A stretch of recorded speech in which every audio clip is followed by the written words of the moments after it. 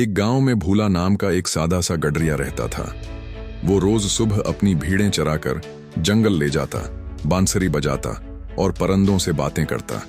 लेकिन भूला के दिल में एक छुपी हुई ख्वाहिश थी। वो चाहता था कि उसकी भी कोई खास चीज हो, जैसे बादशाह का ताज या कोई जादुई चीज।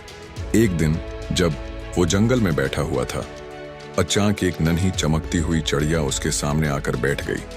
वो बोली, भूला, मैं एक जादुई चिड़िया हूँ जो सिर्फ नेक दिल लोगों के पास आती है।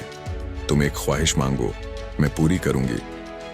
भूला चौंक गया, मगर फिर सोचकर बोला, मुझे चाहिए एक ऐसा हार जो जिसके गले में हो उसका दिल सच बोलने लगे।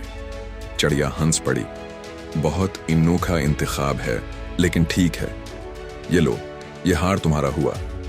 लेकिन याद रखो, उसे सिर्फ अच्छे मकसद के लिए इस्तेमाल करना। भूला ने हार लिया और गांव वापस आ गया। अगले दिन गांव में चोरी हो गई। सब एक दूसरे पर शक करने लगे।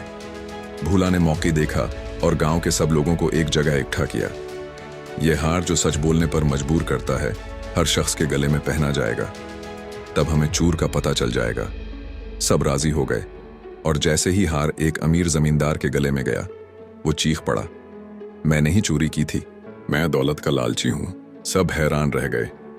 गांव वालों ने भूला की अक्ल की दाद दी। जादुई चिड़िया फिर आई और बोली, तुमने हार को अच्छे मकसद के लिए इस्तेमाल किया। अब तुम्हें एक नई ताकत मिलेगी, सच्चाई की रोशनी। जहां झूठ होगा, तुम्हें वो नजर आ जाएगा। अब भूला सिर्फ गडरिया नहीं रहा, वो गांव का सच्चाई वाला मुहाफिज बन गया। बच्चे बड़े सब उसकी इज्जत करने लगे। कहानी खत्म होते ही चिड़िया आसमान में उड़ गई और पीछे एक पैगाम छोड़ गई, सच्चाई हमेशा जीतती है। अगर दिल साफ हो तो जादू खुद ब खुद आ जाता है। अगर आपको ये कहानी पसंद आई तो लाइक करें, कमेंट करें और हमारे चैनल को सब्सक्राइब करना न भूलें, ताकि ऐसी और दिलचस्प कहानियां आप तक पहुंचती रहें।